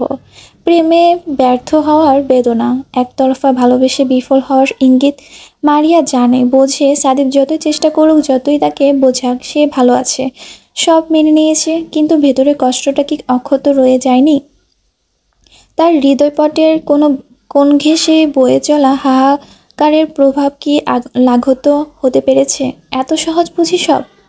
সাদিপের ভীষণতা অনুভব করেই বুক দুমড়ে মুচড়ে উঠে ওর। চোখ বুজলে কার্নিশে এসে ভিড় করে জল। সে নিজে যে পথের যাত্রী, যে দুঃখ নায়ের মাঝি, সেই একই কষ্ট ভালোবাসার মানুষটা কেন যা পাবে? স্নেহের প্রিয় আর শ্রদ্ধার ধূসর ভাইয়ের এক হওয়ার রুষ্টতায় মারিয়ার হাসতে পারল না, উল্টে বিবিয়ে উঠল মন। না জানি সাদিবের কত খারাপ লাগছে এখন। চোখের সামনে ভালোবাসার মানুষের বিয়ে, সংসার কি করে সহ্য করবেন উনি? মারিয়া নিজের ভাগ্যের প্রতি সুক্রিয়া হলো। ভাগ্যের সে দূরে আছে, দূরে থাকবে। পিউ যতটা কাছাকাছি থাকে ওনার, অতটা কাছ থেকে বিচ্ছেদ সওয়ার ক্ষমতা ওর নেই। যে পারে সে কি মানুষ, নাকি ঈশ্বর প্রদত্ত বিশেষ গুণের অধিকারী? মারিয়া নিস্তব্ধতায় সাদিব ভ্রু গোছায়। একবার সতর্ক ভেবে দেখে নেয় লাইন কেটে গিয়েছে কিনা। না, তাহলে মেয়েটা চুপ করে কেন? সে নিশ্চিত হতে বলল, ম্যালেরিয়া, আপনি কি আমার কথা শুনতে পেয়েছেন? মারিয়া বেদনাথ ঢোক গিলল। কার্নিশ সদ্য জমা হিরকুঞ্চন আঙ্গুলি মুছে চেষ্টা করলো হাসার। হ্যাঁ শুনলাম তো, ভালো খবর। সাদিব মুচকি হেসে বলল, ভালো খবর হলে আপনার গলার সুর পাল্টালো কেন? কেন আপনি খুশি হতে পারেননি? মারিয়া বলতে গেল, কই হয়েছি। সাদিবের হাসিটা এবার ঠোঁট ফুঁড়ে বেরিয়ে এলো বাইরে। ঝনঝন শব্দ তুলে বাড়ি খেলো মারিয়ার স্মৃতিপথের চারপাশে। এতেই বিষাদটুকু প্রগাঢ় হলো মেয়েটার। গোটা আকাশ দোলে, মধ্যে কান্না এসে দলা পাকায় গলায়। সেই সময়ে সাদিফ আচ্ছন্নের মতো ডাকলো, ম্যালেরিয়া। মারিয়া চেপে ধরে নিচের ঠোঁট। বুকের ভেতর কিছু একটা ভেঙে গুঁড়ো গুঁড়ো হয়। ছোট করে বোঝা গলায় উত্তর দেয়, আপনিই ভাবছেন পিওর বিয়ে হবে শুনে আমার কষ্ট হচ্ছে? কিছুটা চমকালো সে। সাদিপের বুঝে নেওয়া পারদর্শিতায় অবাক হলো। সাদিপ নিজেই বলল, বিশ্বাস করবেন কিনা জানি না, আমার একটু কষ্ট হচ্ছে না। আমি আগেও জানতাম, আজ তো আরও ভালো করেই জানি, পিওর জন্য আমি নই, ভাইয়াই পারফেক্ট। আর এই সত্যি জানার পরেও কেন খারাপ লাগবে বলুন? তাছাড়া পিও আমার বড় ভাবি হচ্ছে, তাকে মনের কিঞ্চিত জায়গা রেখেও পাপ বাড়াতে চাই না। মারিয়া আহত সুরে বলল, ওসব আপনি নিজেকে ভালো রাখতে বলছেন, আপনার ভেতরটা তো ঠিকই দগ্ধ হচ্ছে, তাই না? সাদিব অবাক হয়ে বলল, কেন? আপনি কি বোকা? ভালোবাসলে তাকে পাওয়ার যে সুখ, ভালোবাসার মানুষকে ভালো থাকতে দেখার সুখ, তার চেয়ে অনেক বেশি। আমি কেন সেই সুখটুকু মিস করব? তারপর বুকে বুকে হাত রাখলো সে, বলল, এই যে বুকে হাত রেখে বলছি, আমার একটুও খারাপ লাগছে না। তাহলে অহেতুক কেন কষ্ট পাচ্ছেন? কাঁদছেন কেন আপনি? মারিয়া হতবিম্বল হয়। সে তো শব্দ করে কাঁদেনি, উনি কি করে বুঝলো তবে? মিথ্যে বলতে চাইলো, কই কাঁদবো কেন? ভাত সাধল সাদিফ, স্বীকারোক্তি দিল, এতদিন এতটুকু আপনাকে চিনেছি ম্যালেরিয়া, এখন আমার কাছে মিথ্যা বললে ধরা পড়ার ঝুঁকি আছে। আজকাল আপনার ভেতরটাও পুড়তে পারছি যে। মারিয়া একপাশ হাসল, উদাস মনে ভাবল, সত্যি যদি আমার ভেতরটা পুড়তে পড়তে পারতেন, কবেই ভালোবেসে আপনার কাছে ধরা পড়তাম সাদিফ। সাদিফ প্রসঙ্গ পাল্টে বলল, আচ্ছা সব কিছু ছাড়ুন তো, এবার বিয়ের মাত্র 7 দিন বাকি। বাড়ি থেকে যদিও বলা হবে, তাও আমি বলছি আপনি কিন্তু আসবেন। মারিয়া চোখ মুছে বলল, সে তো আসবই, ধূসর ভাইয়ের বিয়ে আমি আসবো না, না এসে পারি? গুড, আমার একটা উপহার দিতে ইচ্ছে করছে ওদের। কি দেওয়া যায় বলুন তো? সাদিফের উত্থাপতনের কারণ মারিয়াকে সহজ করা হলো, তাই সে আগ্রহ ভরে জানতে চাইল, বরকনে দুজনকে দেবেন নাকি একজন? অভিনয় দুজন, আই মিন কাপল আইটেমের কিছু। তাহলে শপে গিয়ে দেখলে ভালো হবে। সাদিফ থুতনি ঘষে ভাবুক সুরে বলল, শপে যাব? তাহলে বরং আপনিও আমার সাথে চলুন। মারিয়া বিস্মিত হয়ে বলল, আমি? তা নয় তো কি, আমি এসব বুঝি না। গতবার পিওর জন্য আংটি নিয়েছিলাম, ভাগ্যিস দেইনি। ওটা দেখলে প্রেম আরও হতো না। সাদিফ ঝরঝর করে হাসলো। মারিয়া দীর্ঘশ্বাস ফেলে বলল, আচ্ছা যাব। আচ্ছা যাব কি, আজই যাব। সে চোখ বড় করে বলল, আজই? ইয়াপ, আপনি ফ্রেশ হয়ে বের হন, আমি আসছি। বলে ফট করে লাইন কেটে দিল। মারিয়া হুহা করার সুযোগটাও পেল না। পিউ দরজা চাপালো কোমল হাতে, ঘন ঘন প্রশ্বাস বক্ষপটে বহাল তখনও। ঠোঁটের চারপাশে মিষ্টি ললিত হাসিটুকুল দীর্ঘ হলো হঠাৎ। কাঁপতে থাকা 5টা আঙ্গুল এসে ছুঁয়ে দিল বুকের বাদিক। মানুষ স্পটে হানা দিচ্ছে একটু আগের সকল জীবন্ত দৃশ্যগুলি। পিউ আনমনা হয় 3 বছর আগে সেই প্রথম ধূসরের সাক্ষাৎ পাওয়ার দৃশ্যটুকু মনে পড়ে। একটা টমাটে চেহারা, বলিষ্ঠ শরীর, খাদ্যহীন নেত্রযুগল আর শক্ত চিবুকের প্রেমে পড়েছিল সে। ধীরে ধীরে সেই প্রেম প্রকট হলো। বুকের ভেতর ধুকপুক করতে থাকা হৃদযন্ত্র বার্তা দিল, এটা প্রেম নয়, এই ভালোবাসা পিউ। প্রতিটি সেকেন্ড, প্রতিটি মিনিট, প্রতিটা ঘন্টা কাটত সে মানুষের অপেক্ষায়। তখনও কি ভেবেছিল উনিও ভালোবাসবেন এভাবে? প্রতীক্ষার প্রকোপে তাকে পাওয়ার ব্যস্ততায় নিরাশ মন যখন শ্রান্ত হয়ে উঠেছিল, ঠিক তখনই এক পশলা বর্ষা হয়ে নেমে এলেন ধূসর ভাই। সুর মেলালেন ওর প্রণয় গীতে, স্বচ্ছ স্বপ্নময়ী হয়ে ধরা দিলেন দুহাতে। এই ক্ষুদ্র জীবন নিয়ে উপন্যাস লিখলে সেই উপন্যাসের অদ্ভুত চরিত্রে জায়গা পাবেন ধূসর ভাই। পিউ আকুল হয়ে ভাবে, এতটা ভালোবাসলেও কিভাবে চেপে রেখেছিলেন উনি, কিভাবে তার চোখে চোখ না রেখে থেকেছেন। চোখের সামনে ওকে দেখেও নির্লিপ্ত রয়েছিলেন, যেন ভালোবাসা কি জানেনই না। তীব্র ভালোবাসার দহন যেভাবে তাকে পুড়িয়েছিল, ওনাকে পোড়ায়নি।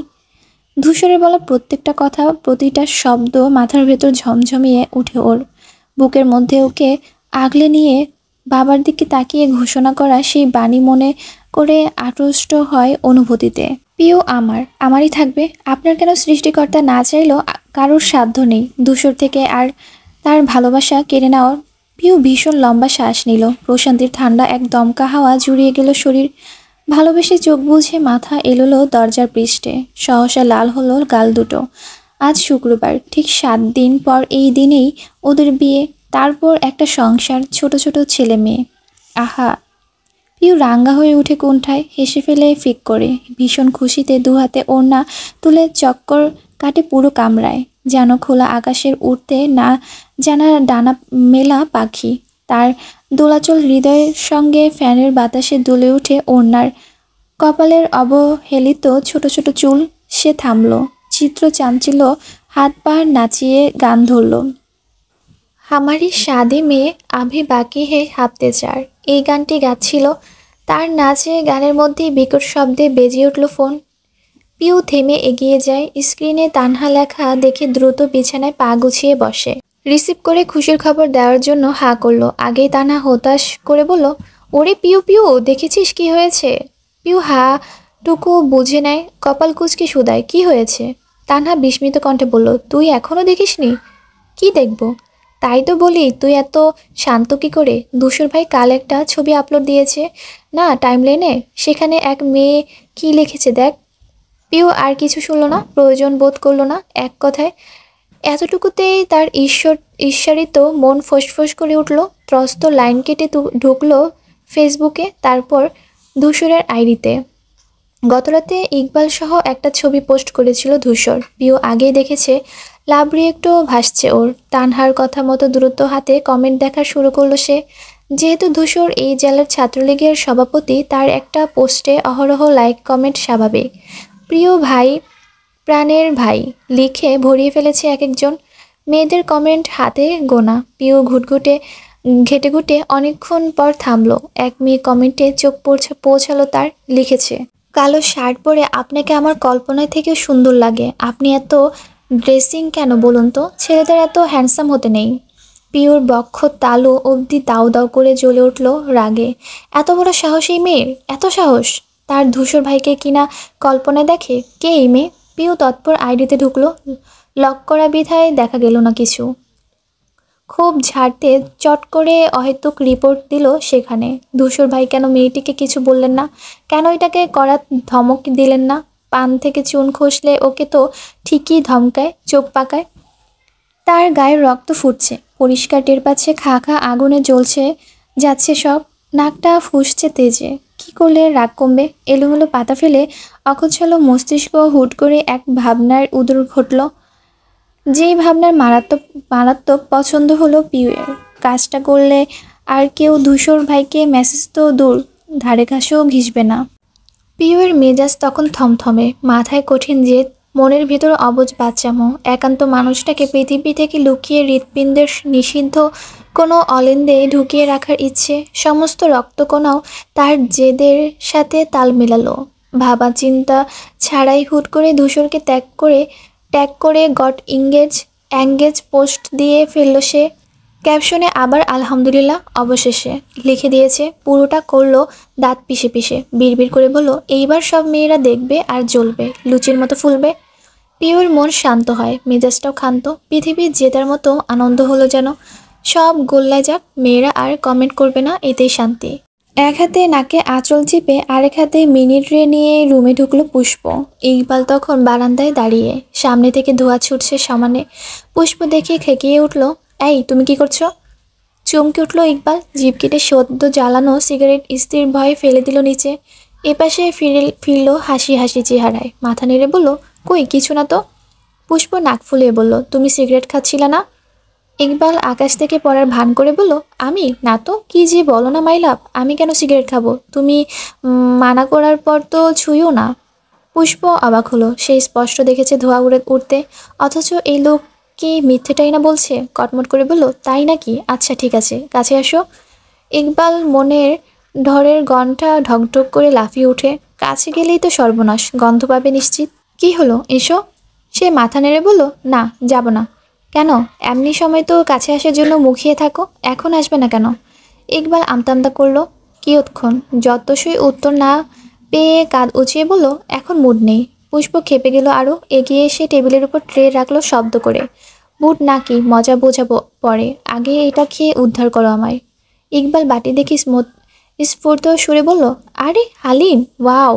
পুষ্প বের হতে নিলে শুধালো, কোথায় যাচ্ছ? তুমি খাবে না? দেখছো না নাক চেপে আছি, মাংসের গন্ধ নিলেও গা গুলাচ্ছে আমার। তাহলে কি খাবে? পুষ্প খানিক মন খারাপ করে বলল, সেটাই তো, পেটে খিদে আছে অথচ খেতে পারছি না, কি যে খাই। ইকবাল দুষ্টুমি করে বলল, আমাকে খেতে পারো না মাই লাভ? পুষ্প নাক চোখ কুচকে চাইল, চোখ টিপল সে। পুষ্প মাথা নাচিয়ে বলল, আচ্ছা আজ তো তোমাকে তো আর খেতে পারবো না, রান্নাঘর থেকে বটিটা নিয়ে আসছি। ইঙ্গিত বুঝে ইকবাল চোখ কপালে এনে বলল, মাই লাভ, তুমি আমায় কেটে ফেলবে? ফিমেল রাহসান হক এত ভালোবাসার এই প্রতিদান? পুষ্প ভেঙচি কাটলো, বেরিয়ে যেতে যেতে ফিরে যেয়ে বলল, ও হ্যাঁ, আর যদি সিগারেট খেতে দেখি ইকবাল, তোমার একদিন কি আমার একদিন। চটপটা দেখিয়ে চলে গেল সে। ইকবাল মুখ কালো করে নিঃশ্বাস নিল। এতদিনে অভ্যাস কি রাতারাতি ছাড়া যায়? মাইলাভটা বোঝে না ওসব। তার প্রিয় সিগারেট সঙ্গে সতীনের মতো আচরণ করে। সে ঘরে এলো বারান্দা ছেড়ে, একবার তাকালো বাটি ভর্তি ধোয়া ওঠা হালিমের দিকে, যেতে নিয়ে আবার দাঁড়িয়ে গেল। না, খাবে না। মাইলাভও তো হালিম ভালোবাসে, অথচ এখন গন্ধ নিতে পারছে না বলে খেতে পারবে না। তাহলে সে কি করে খাবে? মা হতে গেলে যদি এত স্যাক্রিফাইস করতে হয়, সে বাবা হয়ে কিছু করবে না? ইকবাল এসে ট্রে ট্রে উপর থেকে ঢেকে রাখলো বাটিটা। দরজায় ঠকঠক শব্দ হলো। পিউ থমথমে কণ্ঠে জবাব দিল, খোলা আছে। উকি দিল ইকবাল, হাসি হাসি কণ্ঠে ডাকলো, পিউ পিউ, আসবো? পিউ ফিরে তাকায়, হেসে বলে, আসুন না। ইকবাল ঢুকতে ঢুকতে কপাল কুঁচকে বলল, আরে তুমি চুপচাপ বসে আছো কেন? তোমার তো এখন নাচানাচি করার কথা। অ্যাট লাস্ট ধূসরের বউ হতে যাচ্ছ? প্রিয় ছোট নিঃশ্বাস ফেলল। সে তো নাচছিল হাত পা তুলে, কিন্তু ধূসর ভাই পরোক্ষভাবে হলেও সেই নাচে রেস্ট্রিক্টেড ছিল মেরে দিলেন। ইকবাল এসে বসলো তার মুখোমুখি। তাহলে অবশেষে ধূসর ভাইকে পেলে? ট্রিট কবে দিচ্ছ? প্রিয় হতাশ কণ্ঠে বলল। আর ট্রিট? ওদের কথার মধ্যেই ভরাট কণ্ঠের প্রশ্ন এলো, তুই এখানে? প্রিয় বাকি কথা গিলে ফেললো, পিঠ ফেরালো তৎক্ষণাৎ। ইকবাল জবাব না দিয়ে পাল্টা প্রশ্ন ছুড়ল, কেন আসতে পারি না? ধূসর দরজা ছেড়ে ভেতরে ঢুকতেই পিওর বুকের ডাব লাগডাব বেড়ে যায়। চোরা মন ভাবল, ওই পোস্টের জন্য আবার কিছু বলতে এসেছে নাকি? সে তটস্থ হয়ে বলল, অক্ষিপর ডানে বামে ঘুরিয়ে চুপটি করে থাকলো। ধূসর বলল, পারবি না কেন? হঠাৎ দেখলাম তাই। ইকবাল বিছানায় শুয়ে পড়ে মাথায় হাত ঠেসে দিয়ে প্রতাপী কণ্ঠে বলে, এটা আমার শালিকার ঘর। শালি মানে আধঘর ওয়ালি।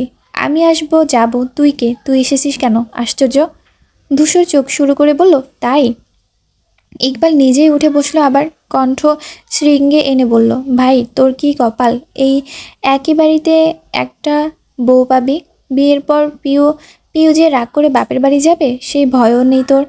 তারপর দুঃখের শ্বাস ফেলল সে, যেন প্রচণ্ড কষ্ট পাচ্ছে। পুষ্প তার কাজী না হওয়ায় পিউ দাঁত দিয়ে নখ কাটছিল।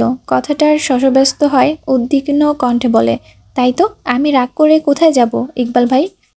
ইকবাল নিশ্চিন্ত কণ্ঠে বলল, আমার বাড়ি যাবে পিও পিও। এই ইকবাল আছে যতদিন, তোমার জন্য দরজা খোলা ততদিন। ধূসর নিরুৎসাহিত, হ্যাঁ নিয়ে যা, এখনই নিয়ে যা। তুইও গাধা, ওটাও তাই। পাল ভারী হবে। ইকবাল ফুঁসে ওঠার নাটক করে বলল, এত বড় অপমান, বাড়ির বড় জামাইকে অপমান। তোর কি মনে হয় পিউকে আমি নিতে পারবো না? পরপর দাঁত কেলিয়ে বলল, তা নিয়ে পার্মানেন্টলি রেখে দেই, ইফতির সাথে বিয়ে পড়িয়ে দেব, কি বলিস? পিউ জিভ কেটে মাথা নুয়ে নিল। উনি যাকে দেখতে পারে না তারই নাম নেওয়া? ধূসর চোখ গরম করে তাকাতেই শব্দ করে হেসে উঠল ইকবাল, বলল, লেগেছে? ওভাবে তাকাস কেন? হ্যাঁ, আমি কি তোকে ভয় পাই শালা? পাস না? ধূসর এক পা এগোতে ইকবাল মেরুদণ্ড সোজা করে উঠে দাঁড়ালো। ছিটকে পিছনে গিয়ে বলল, মোটেই না, ভয় পাবো কেন? আমিও জিম করি। এই দেখ ম্যাশেল। টি শার্টের হাতা উঠিয়ে পেশিবহুল বাহু দেখালো সে। ধূসর ভ্রু নাচিয়ে বলল, আচ্ছা তাহলে পরীক্ষা হোক, কার মাসেল কত জোর। ইকবাল ঢোক গিলল। মারামারিতে সে নরবরে যোদ্ধা। ধূসর সেখানে পিএইচডি। হেরে যাবে না বলে নাটক করে চিল্লিয়ে বলল, হ্যাঁ আসছি। ওই ডাকছে আমায়, দেখি সর। ধূসরকে সামনে থেকে সরিয়ে দিয়ে হেঁটে গেল সে। দরজা অবধি গিয়ে দাঁড়ালো, ফিরে আঙ্গুল তুলে প্রচণ্ড দাপট নিয়ে বলল, ডাকছে বলে ছেড়ে দিলাম। ধূসর তেড়ে আসতে নিলেই ছুটল ইকবাল। সে থামলো না, লম্বা পায়ে পেছনে চলল ওর। পিউ হেসে ফেলল দুজনের খুনসুটি দেখে। পরপর মুখ গোমরা করে বলল, আমি কেন হাসছি? আমি তো রেগে থাকবো।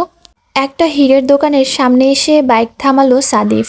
রোদের অসহ তাপ বাইরে, হেলমেট পরে ঘাম চুল বেয়ে গড়িয়ে নামছে গালে। দোকানের সাইবোর্ডে চোখ বোলালো সে, নিশ্চিত হতে শুধালো, এখানে? মারিয়া নামতে নামতে জবাব দেয়, হ্যাঁ। ভালো হবে এটা? আমি আমার অনেক বন্ধুদের নিতে দেখেছি এখান থেকে। এনাদের ডিজাইনগুলো ইউনিক। আপনি আমাকে ভরসা করতে পারেন। সাদিফ হাসলো। স্ট্যান্ডে বাইক দাঁড় করিয়ে সাবলীল গলায় বলল, যেখানে আপনাকে ভরসা করি সেখানে আপনার পছন্দের উপর করব না কেন? মারিয়া বহু কষ্টে ঠোঁটের হাসি ধরে রাখলো। সাদিফের কিছু কিছু কথা যে তার হৃদয়ের কথায় চলে যায় সে জানে না। জানলে এইভাবে সোজাসুজি বলতো কি? ভেতরে তুখর রূপে বইয়ে দেওয়া ঝড় লুকানোর হাতিয়ার হিসেবে এই হাসি ছাড়া কিছু নেই ওর। সে সামলে নিল নিজেকে, বরাবরের মতো স্থির রাখলো অনুভূতি। বলল, চলুন ভেতরে যাই। পা মিলিয়ে সমান কদমে ভেতরে ঢুকলো দুজন। মারিয়া সজাগ তীক্ষ্ণ চাউনিতে বারবার সাদিফকে দেখছে, বিভ্রান্ত হচ্ছে ততবার। বুঝতে পারছে না আদৌ ভেতরে কি ঠিক আছেন উনি, নাকি তারই মতো ভালো থাকার ব্যর্থ চেষ্টা এসব। সাদিফ তখন শুধালো, কোন দিকে যাব? মারিয়া আশপাশ দেখতে দেখতে বলল, এখানে একটা কাপল রিং সেট আছে, আমি ওদের ফেসবুক পেজে দেখেছিলাম সেদিন। আই থিঙ্ক ওটাই বেস্ট হবে গিফট হিসেবে। দাঁড়ান, কাউকে জিজ্ঞেস করি। ভীষণ জলজলে পাথরের এক জোড়া আংটি সেলস উইমেন বের করে ওদের সামনে রাখলো। এক দেখাতেই মুগ্ধ হলো সাদিফ, হাতে তুলে বলল, আরে দারুণ তো, পছন্দ হয়েছে আপনার? হ্যাঁ চমৎকার, এটা ফাইনাল। আর কিছু দেখবেন না? না মানে আরেকটু বেছে নিলে ভালো হতো না? সাদিব আপত্তি জানিয়ে বলল, আরে না না, এটাই ঠিকঠাক। তারপর মেয়েটিকে শুধালো, কত দাম? শোনার পূর্বেই ফোন বাজলো তার। 1 সেকেন্ড বলে সাদিব ও সরে এলো সেখান থেকে। মারিয়া দাঁড়িয়ে রইল একা। ডিসপ্লেতে রাখা এক একটি দামি হীরের গয়না মোহিত লোচনে দেখছিল। হঠাৎ কাচের টেবিলের উপর থেকে চোখ আটকালো ভেতরে রাখা ব্রেসলেটে। দৃষ্টিতে আকর্ষণ আরও বৃহৎ হলো মারিয়ার। ঠোঁট থেকে মোহাচ্ছন্নতা বেরিয়ে এলো। কি সুন্দর এটা! মেয়েটি তার চোখ অনুসরণ করে যায়, আগ বাড়িয়ে বলে, ম্যাম, এটা পছন্দ হয়েছে? এই ডিজাইনটা কিন্তু আমাদের শপে বেস্টের মধ্যে একটি। দাঁড়ান দেখাচ্ছি। মারিয়া হ্যাঁ না বলার আগেই তিনি ব্রেসলেট কাঁচ গলে বাইরে নিয়ে এলেন, টেবিলের উপর রাখলেন। মারিয়া উজ্জ্বল পাথরগুলো মন দিয়ে দেখলো, হাত বোলালো ওর উপরে। নারীর মন গয়না ভালো লাগবে স্বাভাবিক। কৌতূহলে শোধালো, কত দাম এটার? ম্যাম, এটা মাত্র ৪৯,৯৯৯ টাকা। মাথা লাটিমের মতো চক্কর কাটলো মারিয়ার। এমন ফিনফিনে ডিজাইনের একটা ব্রেসলেট এত দাম? এটা তো ওর 4 মাসের স্যালারি। অবশ্য অস্বাভাবিক কিছু নয়। হিরে কেনার যোগ্যতা কি আর ওর আছে? দিয়ে দিয়ে দেবো ম্যাম? হ্যাঁ, শুকনো হেসে বলল, না না, রেখে দিন, এমনি দেখলাম। ওকে।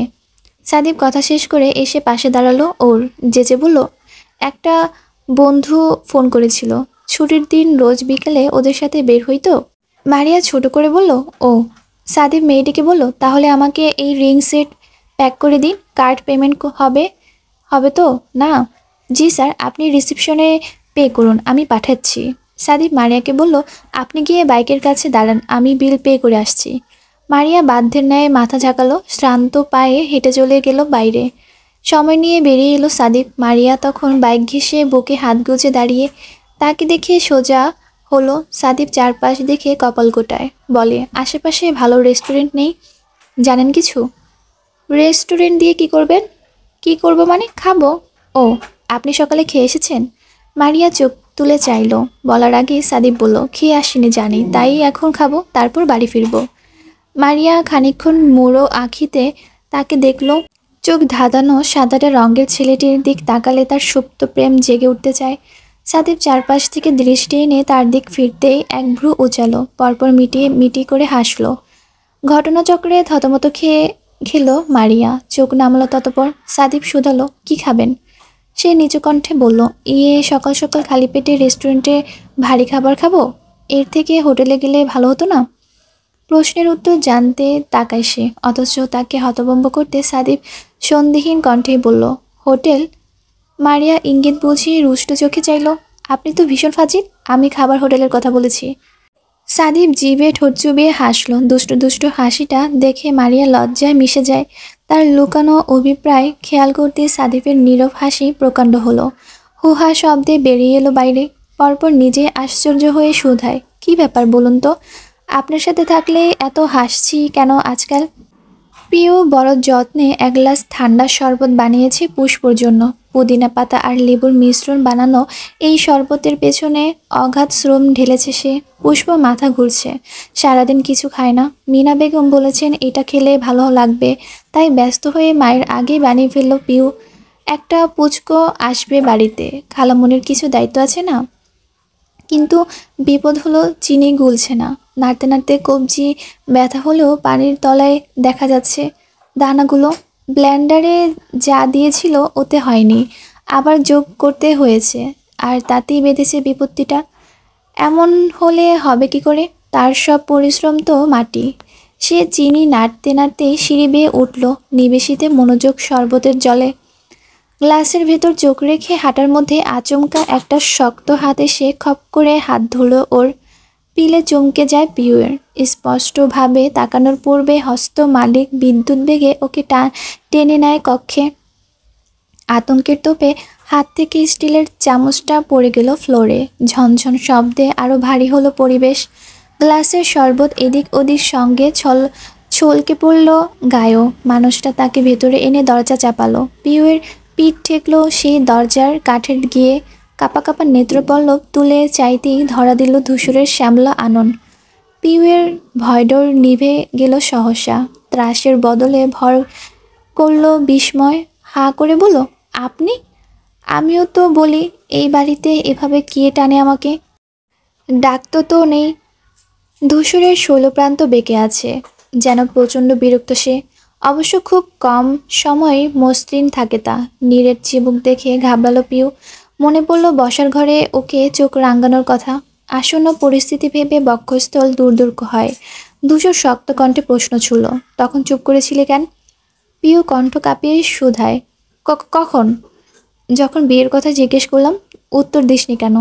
পিউ মাথা নিচু করলো, অসহায় কণ্ঠে বলল, কি বলতাম তাহলে?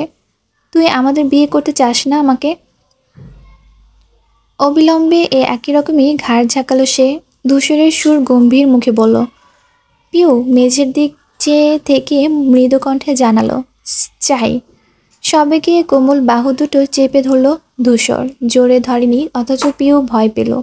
হকচকিয়ে তাকালো, মৃদু ধমকে বলল, তাহলে বলিসনি কেন? পিউ ঢোক গিলল। লজ্জা লজ্জা করছিল। ধূসর শ্বাস ফেলল। বাহু ছাড়তে সে আবার লেগে গেল দরজায়। টের পেল ধূসরের একটা হাত আগের মতো উঠে আসছে মাথার পাশে। পিউর হৃদস্পন্দন জোরালো হয়। মনে পড়ে যায় সেই ঘনিষ্ঠ মুহূর্তের কথা। নিভু নিভু চোখে চাইতেই সে ভ্রু উঁচিয়ে শুধালো, পৃথিবীর সব লজ্জা তোর একার, তাই না? পিউ নিশ্চুপ। ধূসর বলল, আমাকে না জানিয়ে এঙ্গেজ পোস্ট দিতে লজ্জা করেনি? পিউ দাঁত দিয়ে নিচের ঠোঁট ঈষৎ কামড়ে ধরল। এবার নিচু কণ্ঠে স্বীকারোক্তি দিল, কি করব? আপনার ছবিতে মেয়ের কমেন্ট করে কেন? আপনিও তো কিছু বলেন না। একবার চোরা চোখে তাকালো, তারপর ধূসর চোখ মুখ অপরিবর্তিত রেখে বলল, কি বলবো, শিখিয়ে দে। সে বিস্মিত হয়ে বলল, আমি আপনাকে কথা শিখিয়ে দিব? তো কমেন্ট তো চেকই করি না, আর এরা আমার ফ্রেন্ড লিস্টেই নেই, পাবলিক আইডি। এসব কোত্থেকে আসে কে জানে? পিউ ব্যগ্র কণ্ঠে শুধালো, আপনি সত্যি চেনেন না? ধূসর ভ্রু গোটায়, সন্দেহ সন্দেহ করছিস? না না। প্রতিটা কথা সে না তাকিয়ে বলেছে।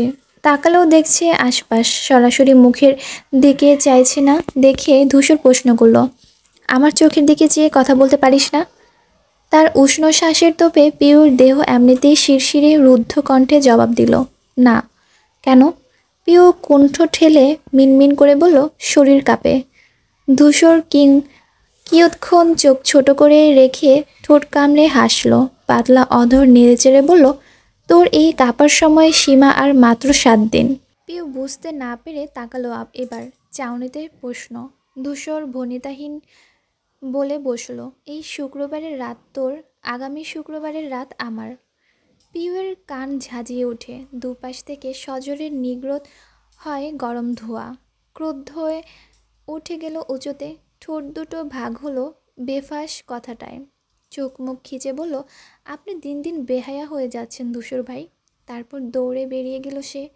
ধূসর খোলা দরজায় ঠেস দিয়ে দাঁড়ায়। শব্দহীন হাসি আর চকচকে চোখে দেখে যায় প্রেয়সীর চঞ্চল পায়ের ছুটে যাওয়া